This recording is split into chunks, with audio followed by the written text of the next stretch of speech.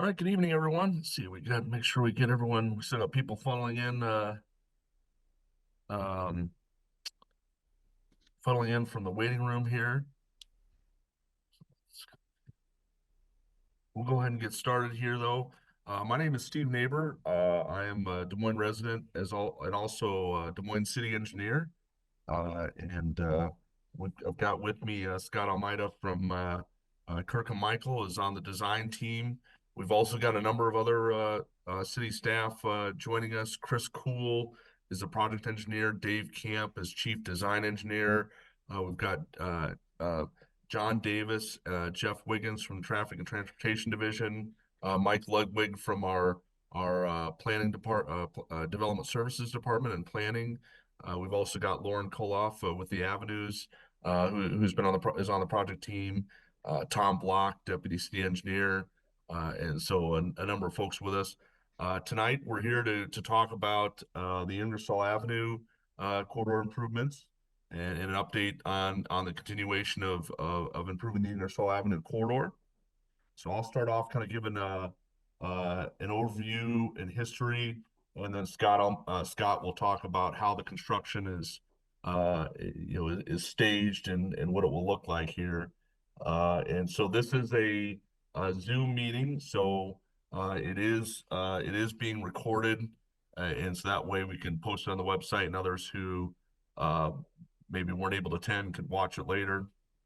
And so, with that being said, being virtual, in order to keep the meeting in orderly fashion, Scott and I are going to give a presentation, and then we'll have some time for questions and questions that maybe pertain to the whole group. If there's individual questions, we'll have Scott and Chris and others contact information. So if you want to talk through specifics, maybe in front of your property or something that you're not, would feel more comfortable just talking in person, certainly we'll have their contact information and you can reach out to them and talk with them after at sometime after the meeting as well. So, but this being a Zoom meeting, and you can see the menu bar that we kind of have shown as an example. We ask again that you currently mute yourself while we do the presentation, and then when we're time for questions and discussion, we'll have folks raise their hand, and we'll call on folks to speak. So, and you can see the menu bar there, which can be used to do that. If you click on the participants tab, that's a way that you can pull up the screen and raise and lower your hand. If you're on a phone, listening in on phone, you can press *9 to raise your hand, and then the mute is *6. It's for those on a phone. So, oops. So again, I'll give kind of a brief overview of what's happened to date and the history of this.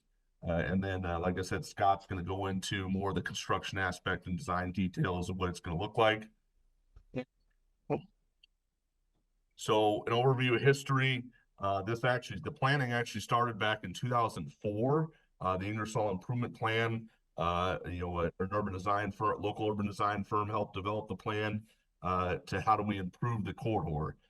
In 2007, 2008, actually the stretch we're really talking about tonight between 28th and 31st, there were some of the streetscape was actually put in. So the sidewalks and the planters were put in 2007, 2008. In 2010, the road was converted from a 4-lane undivided roadway to a 3-lane roadway with bike lanes. In 2018, there was a phasing study done.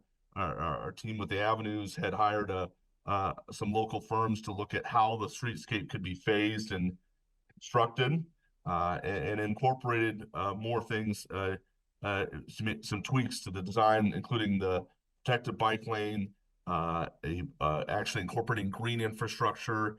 And so we'll kind of show that a little bit later. But the parking areas, for example, are made of permeable brick pavers, which allows for the stormwater to go through the pavement rather than creating to minimize stormwater runoff, as well as some modification of the planter railings. So in 2020 was the start of the construction. We started down at Martin Luther King Jr. Parkway, making our way west, starting with the north side. 2021, that continued on the north side all the way out to 28th Street. We also, as a city, like many river cities across the country have combined sewer systems.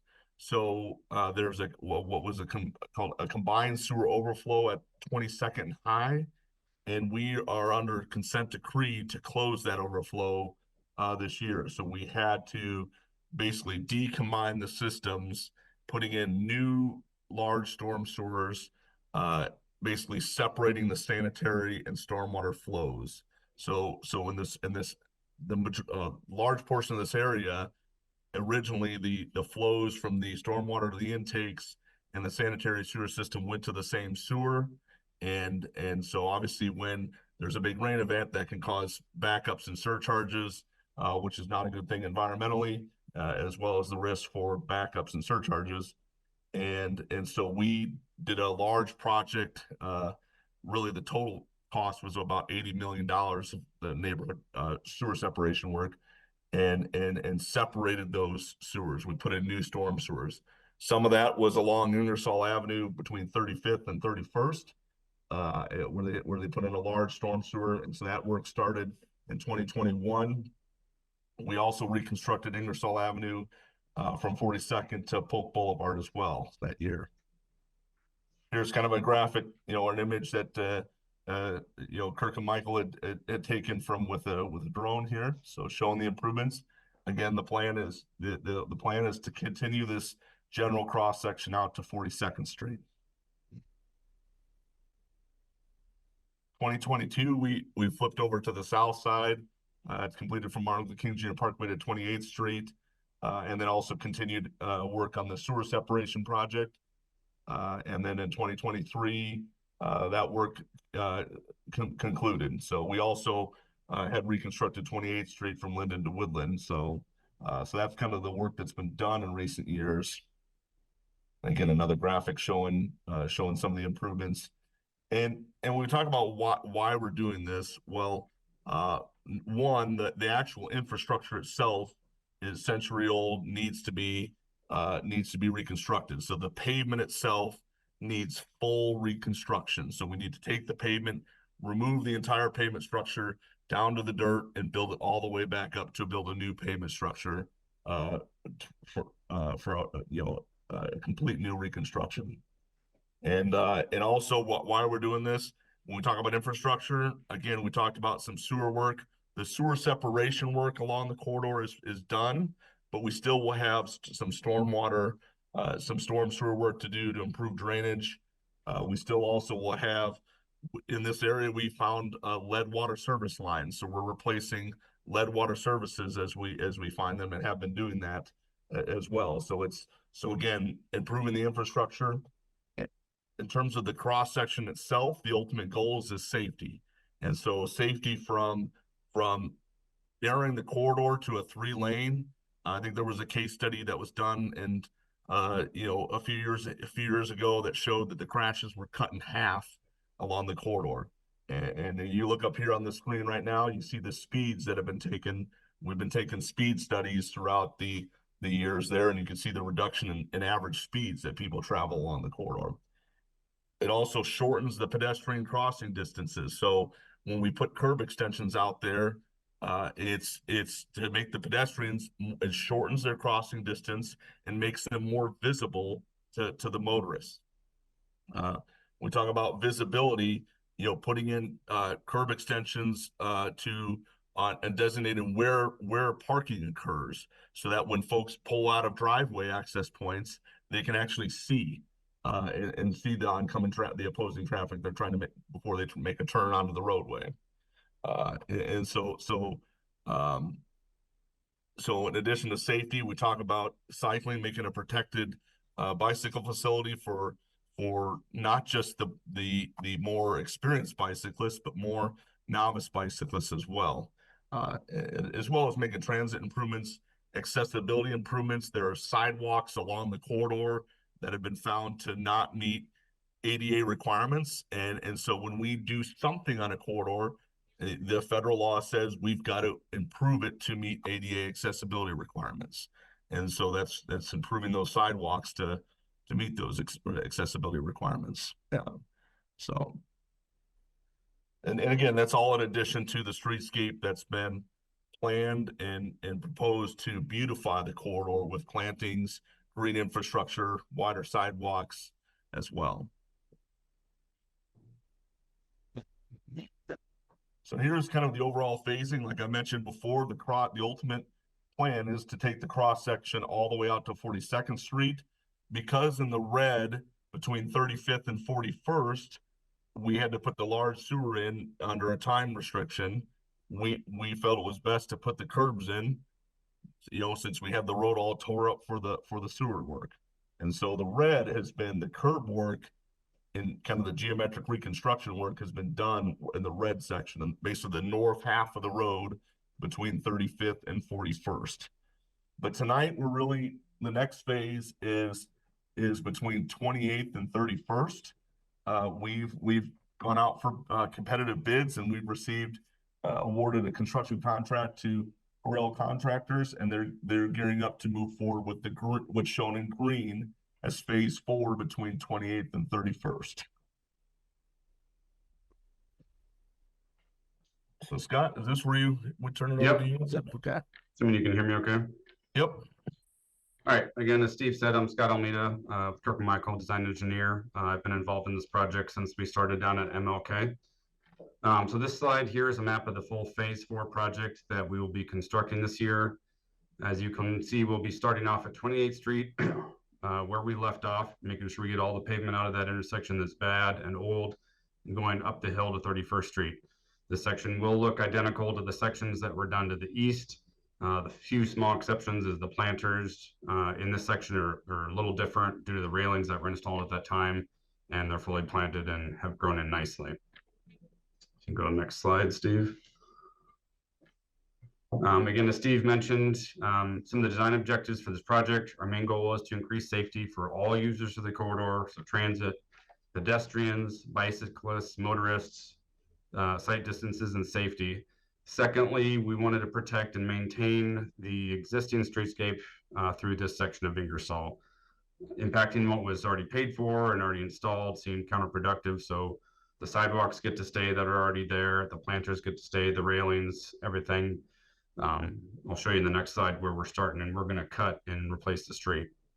Thirdly, we also want to ensure that Ingersoll has a consistent look throughout, so we added the raised bike lane to match the sections to the west and the east, so that users have a consistent expectations as they move through in the different modes of travel.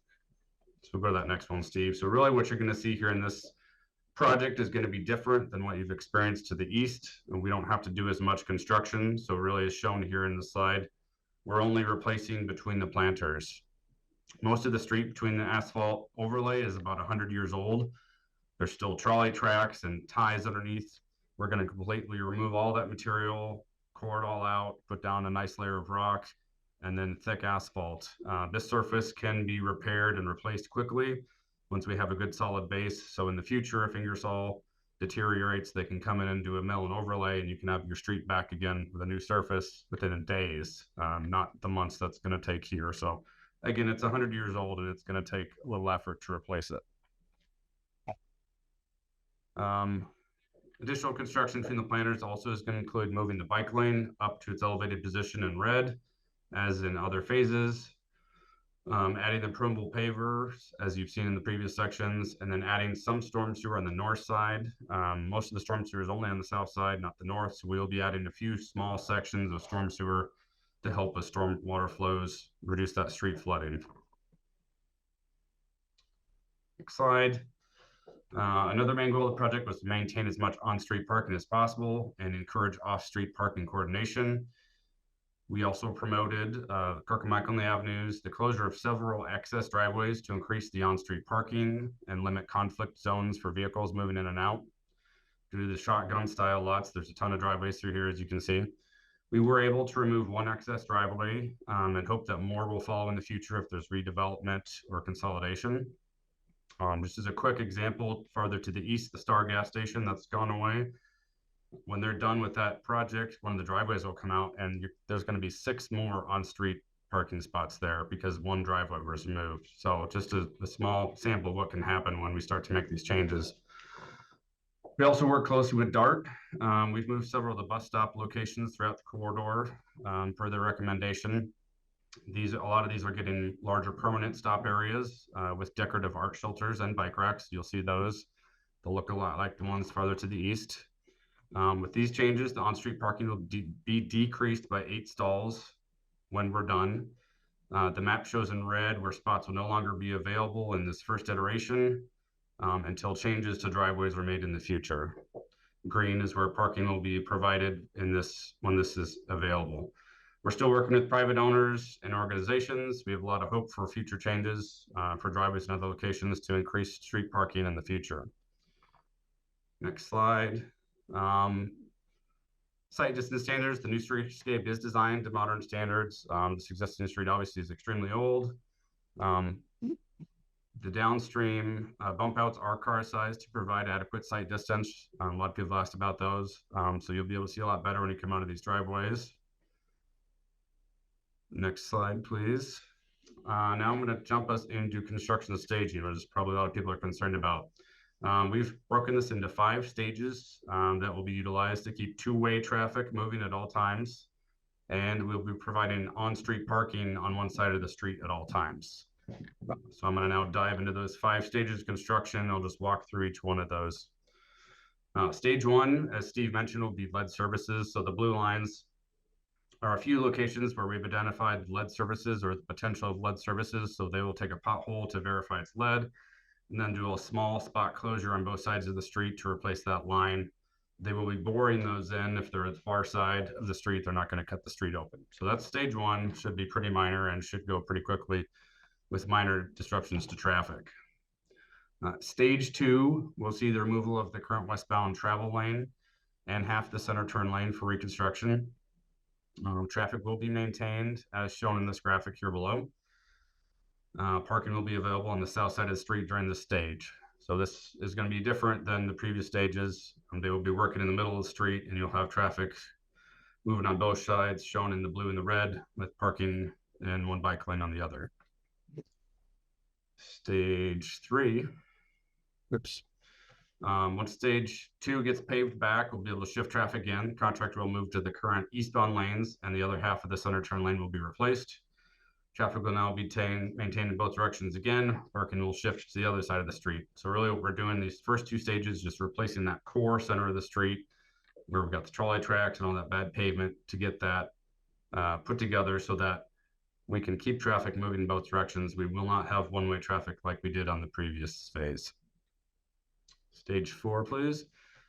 Once the driving lanes of the street are placed, the contractor will move to one side of the street to do the streetscape. So that will involve actually cutting along the planter beds, installing the red bike lane, installing the new parking and permeable pavers as shown in the graphic below. Again, traffic will be shifted to be head-to-head and parking on one side.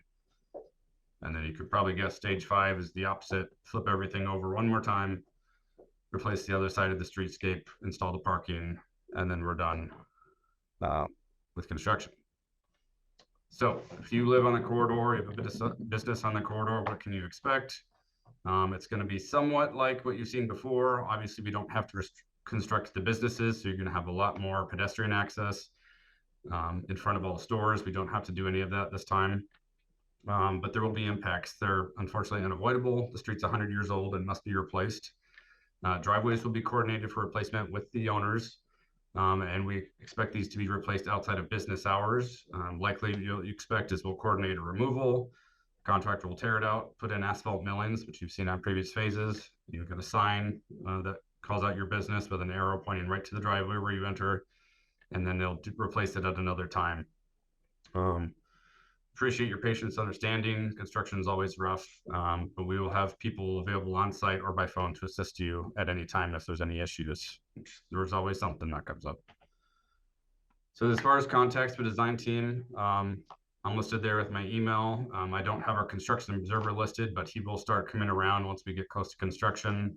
He'll come around to every business, hand out his card, introduce himself for contacts. We'll be hopefully doing the same with the prime contractor and their main project supervisor.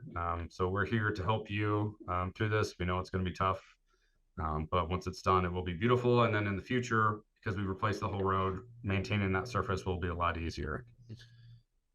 And next steps.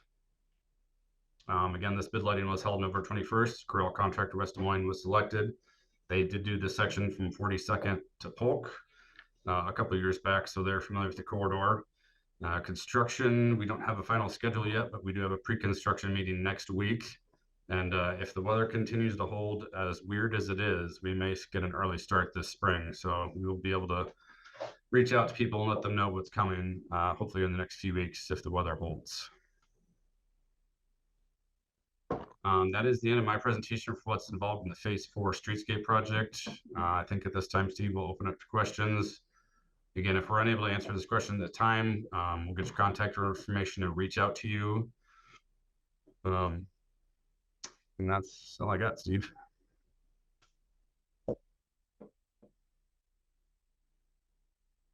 You're muted, Steve. Thanks, Scott. Appreciate that.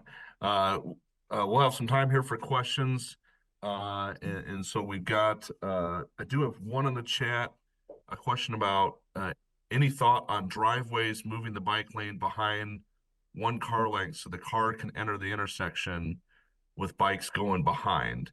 The issue has never been publicized of what the bike should do when entering or when encountering a car at a driveway. I always go behind. It's tougher to get hit from behind or run over from behind. And so yeah, we can go to the drawings here. You know, and I know that's what's supposed to happen, and looking at maybe using this drawing is this vehicle is to pull up to the sidewalk and bike lane and yield first and then pull out. And so that's what's supposed to happen. So I don't know, Scott or any others, if you have any comments on that one. Or yeah, I mean that's what's supposed to happen. We've had comments before from I think the Bike Coalition if we could get signs at the driveways, things like that. So we've discussed that and we're having that discussion I think with traffic and transport or brought it up. So problem we have right now is there's so many driveways.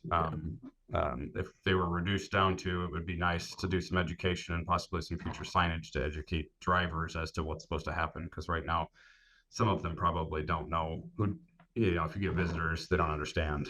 Yeah. So it's a good comment. And Blake comments on that too. Blake commented about the signage education. So yeah, to Blake and Walter's point, I'm Lauren with the Avenues of Ingersoll and Grand. We agree with you that we need to educate the public on how to use our streetscape. We're going to be doing some of that this spring, and the Avenues is actively applying for grants to help private property owners put more signage on their properties. If you have been to the parking lot at Oak Park Restaurant, they have a great example of a sign that reminds their customers as they're exiting the parking lot to look for cyclists and pedestrians. I'd love to see more of that on the street. So we're hoping that we can get some grants to help business owners install some of that signage. thanks, Lauren. Appreciate that. And well, I got one more question in the chat, and then I'll go. I see Carol Maher and George Antono. So Bernard asks, will the intersection at 28th and Ingersoll be closed, or will construction begin starting on the west side of that intersection? So got specifics on the 28th and Ingersoll, how that 28th will not be closed. You can see a little bit on this diagram, the shading. We do have to finish a little bit of this, what we call the southwest corner. So we've got traffic control set up for that, but no, 28th Street should not be closed. It'll be a little tight for a short duration, but we do not plan on closing that. Okay, thank you. All right, Carol Maher, if I can see if we can get you to unmute here. There you go. Hello, thanks, Steve. Quick question. Will, during the phase where there's no bike lane space available for bikes, will there be signage to say bikes can use full lane or whatever that? Yes, we do have that in the traffic control plan. Yes, absolutely. Okay, because you can never oversign that. Agreed. And then number two, how long into the process can business owners raise their hand and say, I'm willing to forego a driveway? I would say anytime before we start what would be, let's see here, stage 3, I think. Steve, can you go one more slide down? I think that's when we get into the sides. No, it's 4 and 5. So we would need to know before we start stages 4 and 5. Now, technically, if you're in stage 5, you could tell us, I suppose, then we would need time to design a change. So as advanced would be great, but there is still time, obviously. Right, okay. So encouraging them as much as we can as maybe people that go to their business, we can do that once it's all started. That's Yeah, good and to know. there's many things we're not allowed to talk about that people are trying to, work on more parking and own private business things. There's a lot of good things hopefully happening, but we're still waiting for those to be purchased or deals to go through. Okay, great. Thank you. Yeah, thank you. All right, George, do we? Oh, there Sure. you go. Yes. You're not going to get the last name. Yep. No, sorry. Thanks, Steve. Yeah, two-part question. One, just trying to determine. It looked like maybe, if I'm assuming correctly, that line of sight was the primary driver of the 8 or 9 parking spots. I just didn't know if there was other factors that went into it, or was it purely just kind of line of sight? That was my first question. And then my second question just has to do with the north side of the road. Are you anticipating any temporary construction easements, or you think pretty much most property owners are going to have access to the back of their buildings throughout the project? Thank you. Thank you, George. So the line of sight is the big one, and then there could be locations where we tried to estimate roughly where the parking wasn't always as defined in some locations along the corridor, but some of it, the parking changes, the most of it was the line of sight. Some of it could be curb extensions and the dart stop locations at the intersections. And we talk about curb extensions. Curb extensions are the bump outs, one, to define where the parking is, and two, the curb extensions when we're at the intersections basically put the pedestrians out, shorten their crossing distance and make them more visible. So Scott, I don't know if you have any more to add on that. And then also, I don't know, Scott, if you can, he asked about the north side of the road and easements and access to the lots there. Yeah, so yeah, to follow up on your question, the site distance standards, bus stop locations, some of those moved, 88 parking spaces on street, and then the high number of driveways added to the loss we have, but we've been working to mitigate those and we'll continue to do so with some private property deals as much as we can. The second part question was the north side, any temporary easements? No, property lines here are basically the face of the building. So most people's door actually open into the city right away. So no, we don't plan on doing really any work, with the one exception kind of by the cheese bar where we have to adjust that 88 parking stall. Everything is really inside the planters, planter face to planter face on the street side. So we shouldn't be really getting in any of the current sidewalk space, let alone private property. But we'll be able to get to the back of our buildings from Ingersoll throughout the project. Yes, absolutely. Thank you. Thank you, George. Okay, Nikki, I don't know if we get you on mute. Let's see. There you go, Nikki. Yeah, I just had a question about parking. Is there any conversations about maybe putting parking meters in at all down on Ingersoll? There's not any plans or funding or to do it, but you're not the only one that has brought that up, and there has been some requests to bring in parking meters to try and with the types of businesses coming on to create that turnover to make available spaces. Okay, and is there any anything in works for like a parking lot or a parking garage in the area? Not to my knowledge. There's been developments that have been conceptually discussed, but not anything in the works to my knowledge. So Okay. All right. Thank you, Steve. thank you. All right, Blake Iverson. We can get you on. Yeah, thank you, everybody. Can you hear me? Yep. Yep. Yeah, great. So I had written up like some comments about how much I live at just off of 24th Street in Woodland. So I had written some comments about how much I love the streetscape and the pedestrian transit amenities. But I'll save some time because listening to this, I've actually got a couple questions now. So know that I love them. First, I wanted to say to Christine in the chat, I think it was you, Steve, who was describing the purpose of like the bump outs. So I hope you caught that, Christine. As a pedestrian, I really appreciate them. I feel much safer and more comfortable having a shorter distance to walk, having that traffic calming element, slowing speeds to a safe level. So that's what those are for, and among other things. So my questions were these. You hear a lot about parking, and the kind of the streetscape has gotten some like negative press lately because people have the impression that they're losing parking. Um, I was wondering if there's anything, it's not this isn't new construction, but when I walk down Ingersoll Avenue, I see so many empty private parking lots, surface lots. So I know that that's part of the concept here to encourage shared parking between business owners, because so much of that space is just underutilized. People get towed for trying to park, and then people complain about there not being parking. So is there a plan to actually implement shared parking, especially on this stretch, which really is dense with kind of businesses?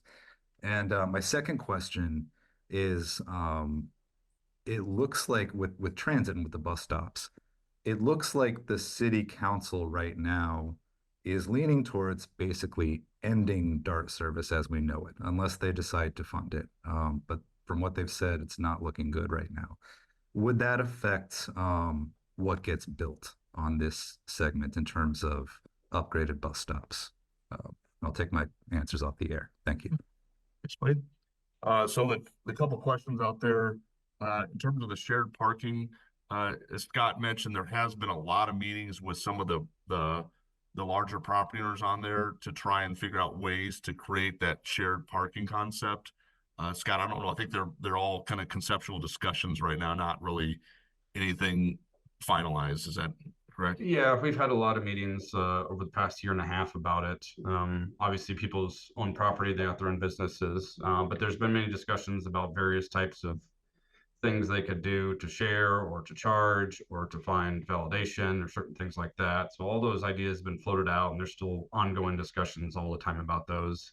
Lauren, I don't know, you can jump in too, but Yeah, I can't speak for anybody's private property, but Yeah, I can chime in. Ultimately, yeah, there are always I have a conversation nearly every day about parking, and talking to the private business owners to see if there's any opportunity to share, or to collaborate, or even to offer a neighboring business employee parking, just anything to get, that street parking available more for the, people who are patronizing the businesses. So yeah, those conversations are ongoing, but ultimately, Ingersoll just has a lot of different private property owners, and we just have to work with all of them to find solutions.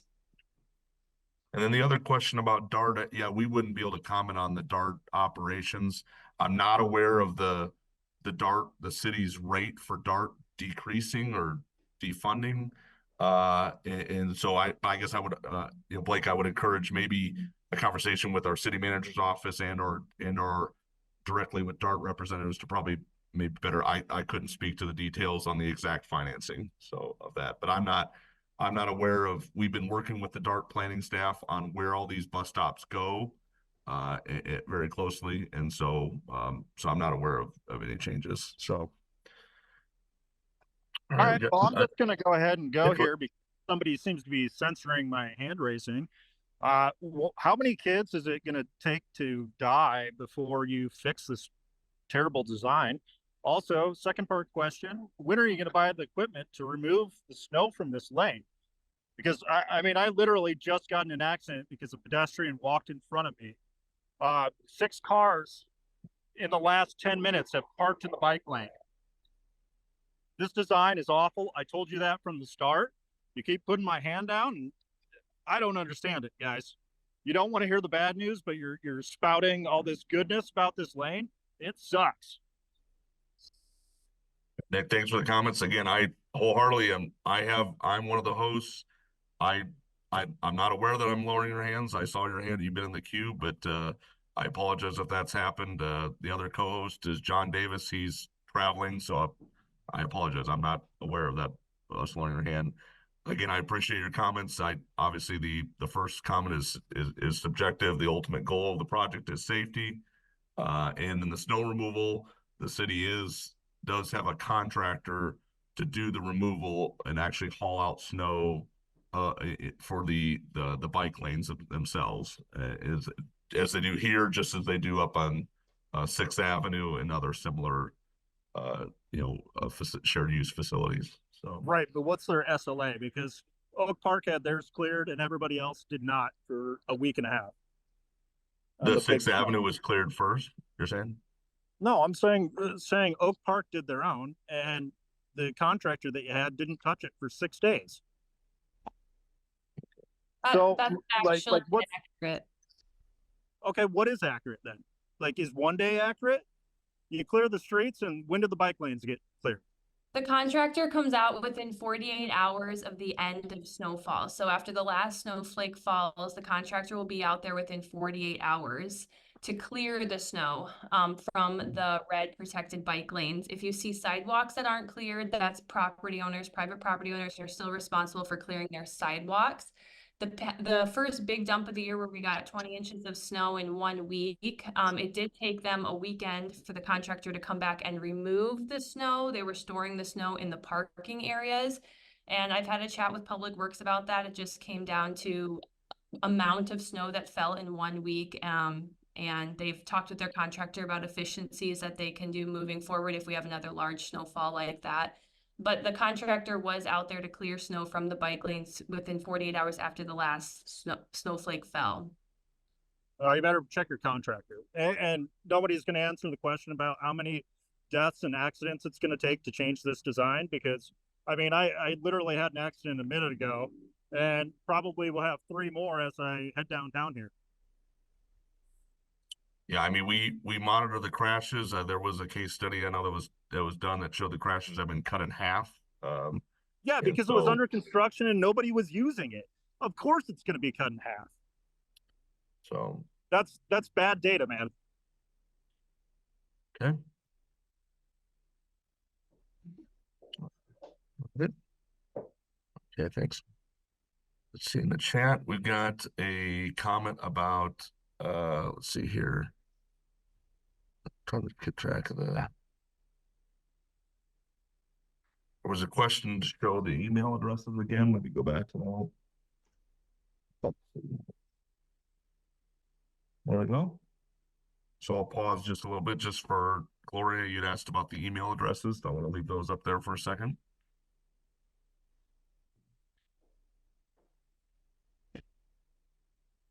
Okay, and then Christine posts, I'm registering a concern about the bump outs as they catch snow, drivers drive over them, and they seem to provide no aesthetic or design purpose. Please explain. And I think that's where the curb extensions are, which again, we know, yeah, that's a challenge with the snow, but the curb extensions are to define the parking. As you can see here, if we didn't put a curb extension in this spot on this slide, then a car would park there, and then that would be a visibility, that would hinder visibility to those entering and exiting the driveway. And the curb extensions at the intersections are to, again, shorten the pedestrian crossing distances and make the pedestrians more visible.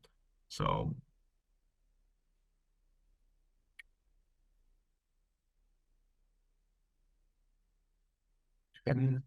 Walter says, I've heard a desire for those who own parking lots want to be reimbursed for their costs. I think Office Max parking lot situation.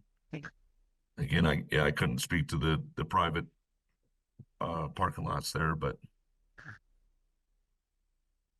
Blake mentions about validation and discouraging, charging or validation would discourage shared parking instead of encouraging it. That's a private discussion. I know there are obviously private entities that and properties that have shared have parking lots where they have public parking where you can take a ticket and pay, but others, again, that's kind of a private operation and how they run that and fund that.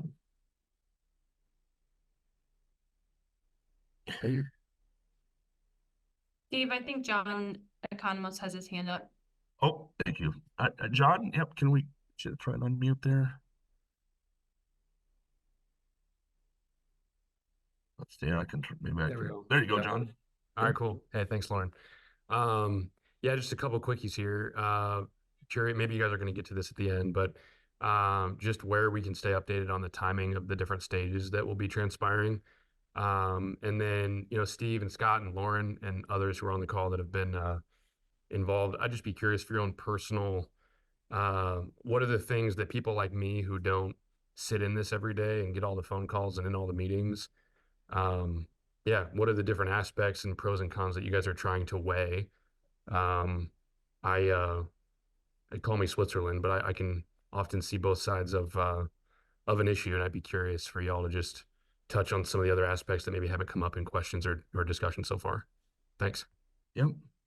Thank you. I appreciate that, John. Update on the timing, Scott. I don't know if you could maybe comment on that at all with I know once you get a construction inspector, there'll be letters and Yeah, for the businesses who have driveways onto Ingersoll, you should be staying updated by our construction observer. He's going to come by your door and give us information. As far as weekly updates, if there's a lot of interest, we could do weekly email blast if that's desired, just to keep people appraised of what's coming up next week, or bi-weekly as things change. So we could do something like that if there's a lot of interest in hearing schedule changes when they're coming. A lot of them hopefully will be obvious. You'll see them working in the long strip, and then suddenly it's filled with black asphalt. Tell you, traffic's about to change. But Lauren and I will get together and bring some best ideas. Maybe it's even something that comes out through Lauren and the avenues that I prepare, if that's the best way to get it out. But appreciate the comment on that, and we always want to keep everyone informed. The last thing we want is for people to be surprised about something. So. I posted a link in the chat. So the past 2 summers, I created a page on the avenues where I post the weekly construction updates, because we always have weekly on-site meetings. Then after those meetings, I just go type up on the website what was said and what we can expect. But like Scott said, if maybe we can create a smaller email list just for the actual impacted business owners right in that area, that I can just send it via email as well. So yeah, when the construction site supervisor comes by, I'll do that walk with him too.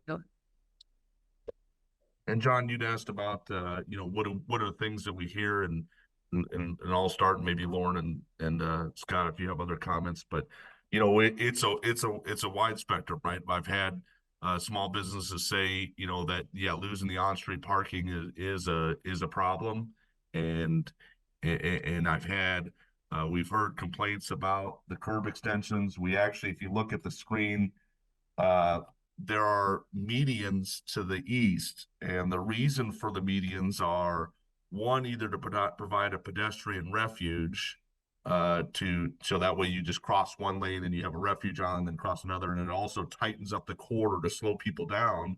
And then there are also medians to try and prevent folks from using the bi-directional left turn lane to pass DART buses or pass other, and so we have heard a lot of some frustration with the medians, despite their intent. And so there actually was some medians proposed in this stretch, but they have been removed for there was one kind of right up where this 105 is listed, toward the west end, and it was determined we could eliminate that one.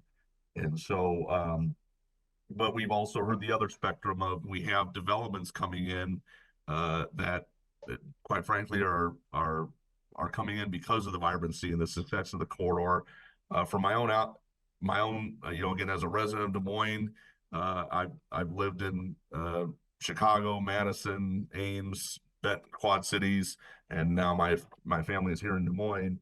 you know, to me, what I've seen, I've rebuilt entire downtowns all over the Chicago metro, and to me, some of this can be contributed to like a growing pains, you know, that it's a place where people want to be, and so now we've got more people coming here, we've got more people living here, and so that's a challenge, right? To try and balance the fact that more people are coming, but then we're, you know, making adjustments to the corridor to make it safer for a place for people to be. And so again, I've heard the comments of, well, do we want a place that we can get to quickly, or do we want a place that we can be, you know, do we want a place that you can get to quickly, or do you want a place that you want to be at for time?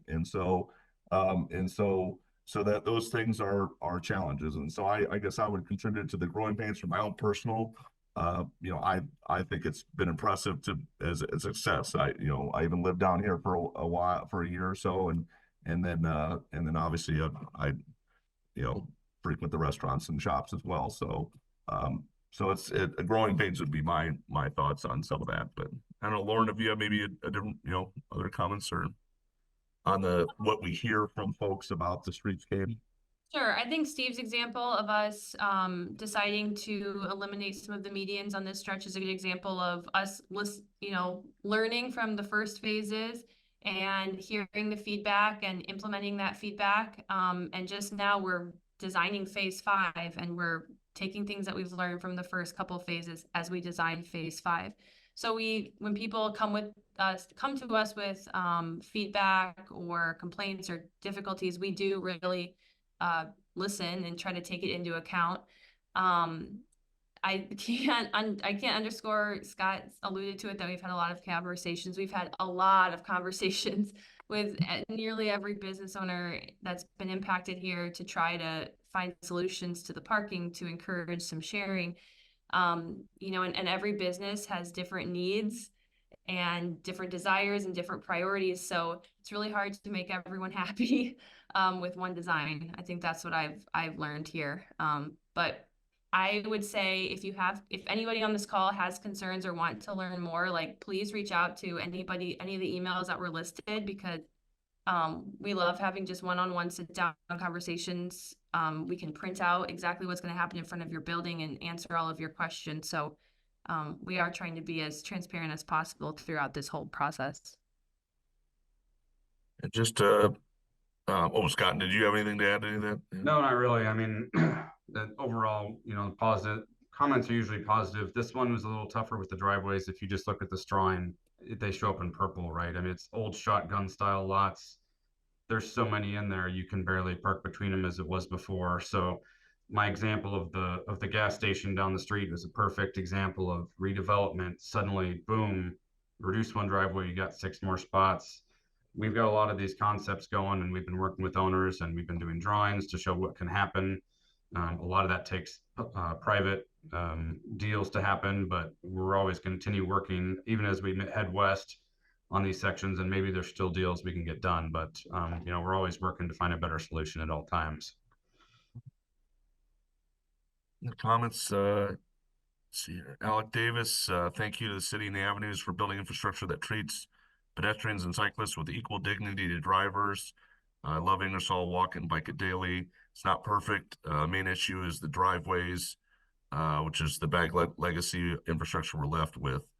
Please continue to build protected bike infrastructure and eliminate conflict points wherever possible, and make our city safer place to walk and ride. And we agree, as Scott mentioned, the driveways, if we can eliminate the driveways, and we've been doing that across the city to try and, you know, clean up corridors that are kind of like this, and it does just create a much safer feel when there's not, you know, 6, you know, driveways on a row like this, for all users, not just, but, you know, that's everyone that uses the streetscape. So let's see here, we got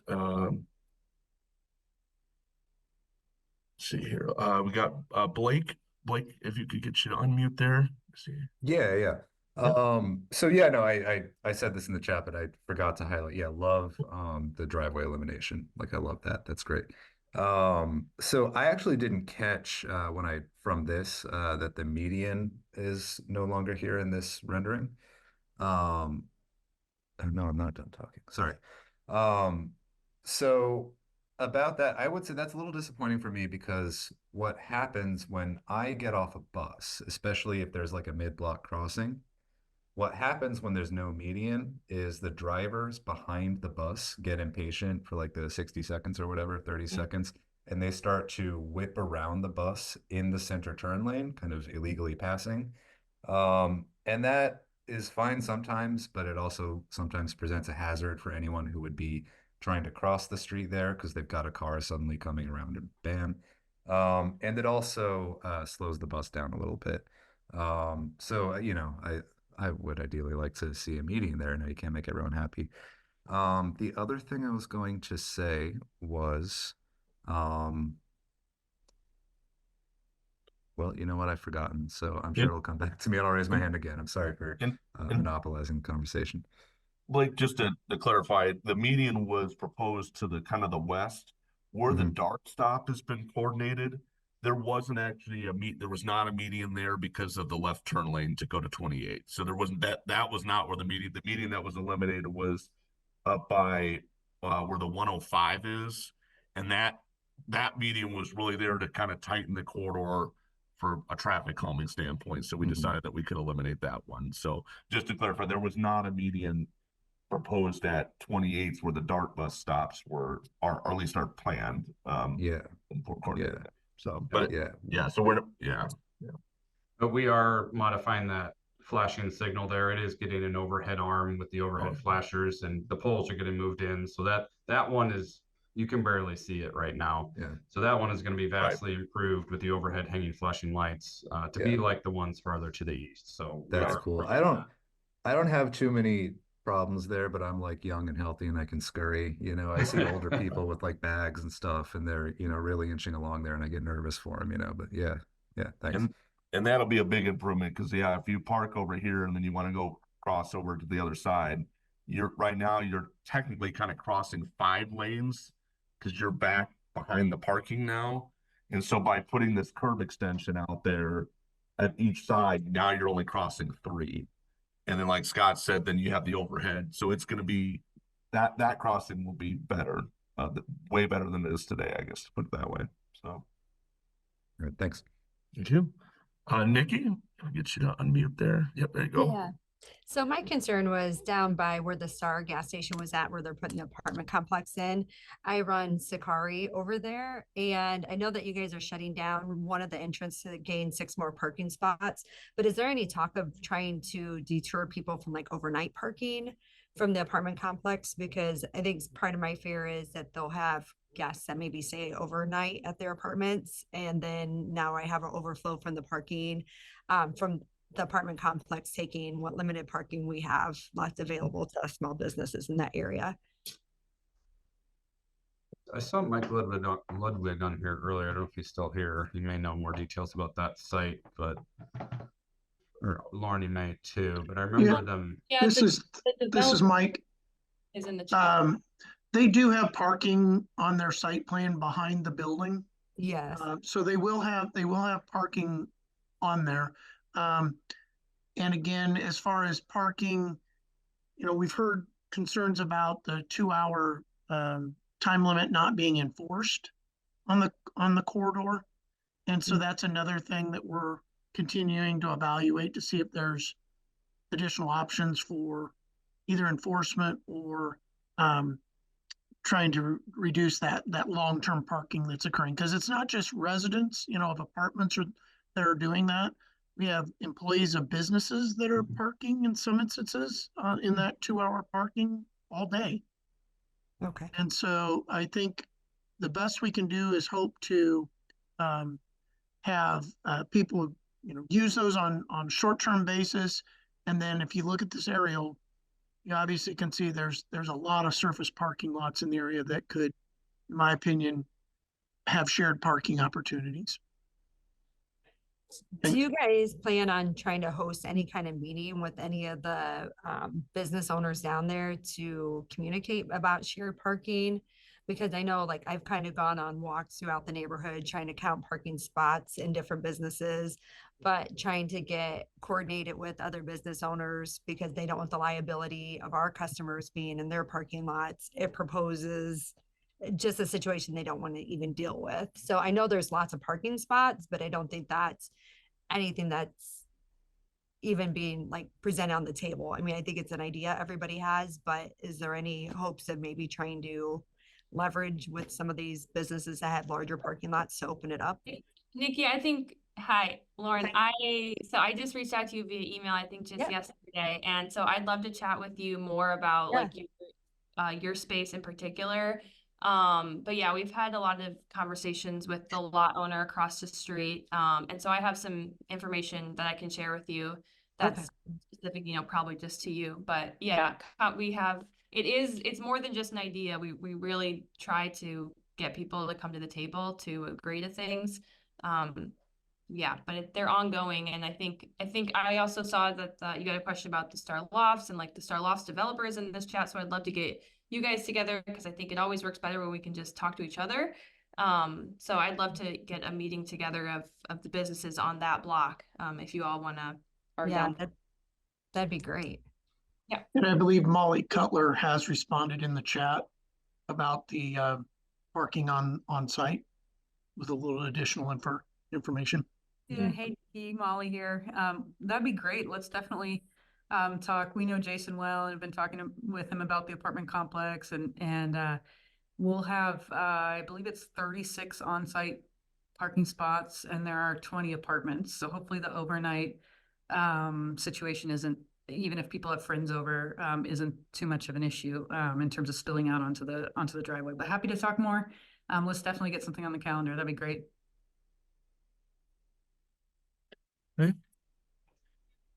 I would like to put out in the chat, Tonstom asked about the getting the drawings so they can share those with their staff and other interested people. I think we may let me put and I know Gloria, you asked about this, the emails. Let me get the emails up there. I offered to follow up with Ton tomorrow and see which ones he's interested in. Okay. Yep, so I'll post the emails here. And again, if folks would like the drawings, please email. And Lauren, if you could follow up with Ton, that'd be awesome. So, but absolutely. And we'll also post this presentation on the city website as well. And then that'll be coordinated with, we work with Lauren closely. And so that'll be coordinated so that can be shared as well. So. Okay.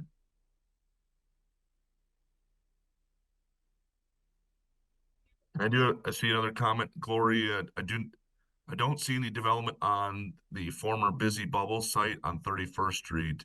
Is it at a possible place for a parking garage? And I'm not sure, Mike or Lauren, if you've heard any developments for that area or not, but yeah. I have not. A parking ramp is a very, very expensive solution for parking. I can say that. But I have not heard anything specifically on that property at this time. Our planning commission will be considering rezoning of a portion of property. The Chase Bank is going up on the corner of 31st and Ingersoll, and the adjoining site that is owned by Hurd Real Estate is going to the planning commission and is proposed to develop. So we are seeing continued development along the corridor. It does take time. Okay.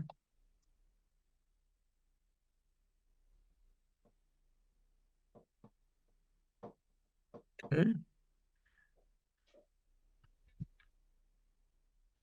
And then Blake asks about, have travel times fallen significantly on the completed parts of the corridor? So I know when the case study was done, at least going to the 3-lane, I think I'd have to check on what those. I know they talked about going from like a level service B, which is like free flowing traffic, to a level service C. So that's not really significant, but I'd have to see if there were times or if we had times. I'm not sure if they had times for that, car travel times. So I don't know if any others are aware of any data on that or not, but Yeah, I It- might pick up that data point. the traffic generally ranges from 10,000 to 15,000 a day, which is typically a 3-lane road, can handle 20,000 a day. So it's kind of the general rule of thumb. So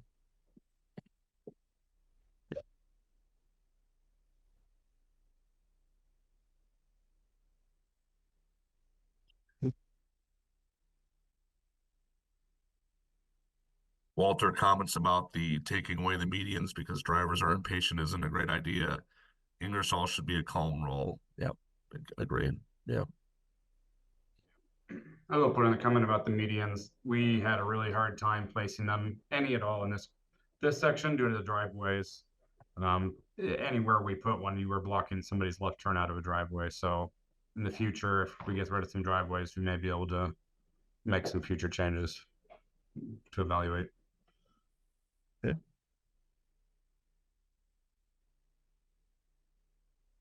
Thank you. This is Mike Ludwig again. I would just like to comment that, you know, change is sometimes hard.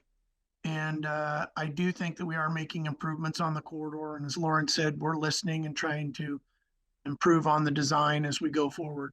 But the construction will impact these businesses and have impacted businesses before. I just urge everyone to be positive about it, encourage people to support these businesses through the construction.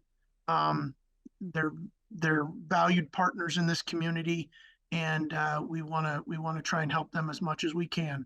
And so I just really encourage everyone to try and encourage others to support these businesses throughout this construction. Thank you.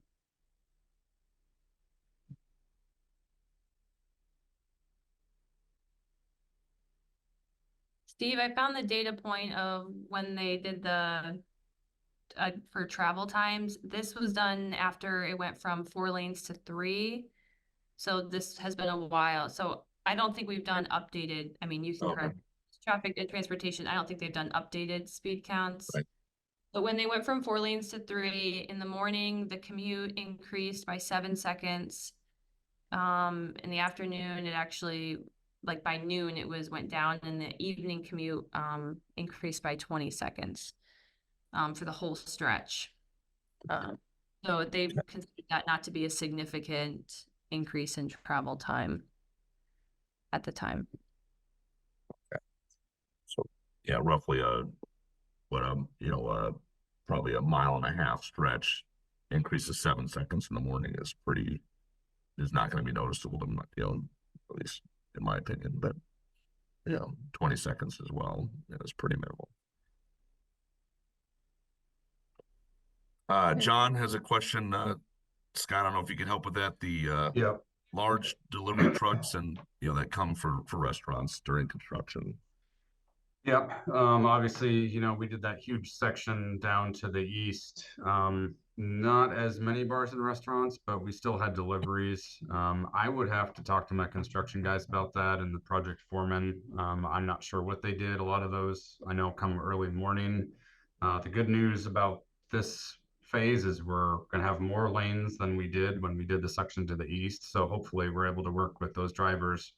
They can pull off into the parking zone. I know now a lot of them like to unload in the middle of the street. At times early in the morning, they're not going to be able to do that. They're going to have to find different accommodations. So that's where our on-site construction observer and the project foreman will have to work with those businesses that get regular deliveries and just work something out, whether they have to change the time or make sure there's a clear space for them to park. So it's going to be cooperation that's going to get it done. And then I see a question about timelines for the project. Project is supposed to be completed this year. With the weather as crazy as it is right now, the contractor's thinking about getting started as soon as possible if the forecast is favorable. So we'll know more information here shortly, but the plan would be to start as early as possible in the spring, and then we should be done hopefully here by Halloween with hopefully everything. Again, this is not nearly as big of a rebuild as the previous sections because we're really just working on the core street area. We don't have to touch your sidewalks or your planters. So it should go relatively fast, comparably.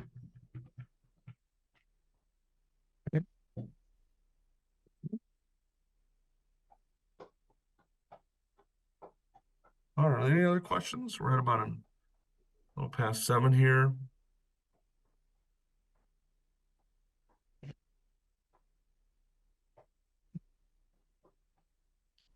Corel Contractors, they have the light blue trucks with the blue lettering, so they will have subcontractors that help them do some specialty type work. But like I said, as Scott mentioned, we'll have an inspector / project representative that is on site, and they will be especially if you've got a business or place right on the corridor, you'll be seeing them. So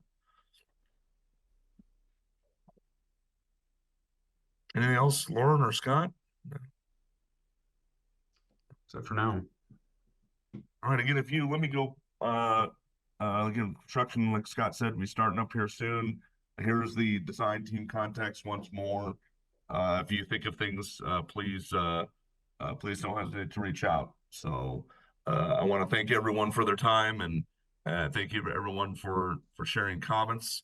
We know this construction is extremely impactful, but we're hopeful when it's all done that we're going to continue to just continue to build on the excitement and vibrancy of this corridor and making it better. So so we appreciate everyone's patience. Like I said, if any questions, follow-up comments, please reach out. So thank you, everyone, and everyone have a good night. Thank you.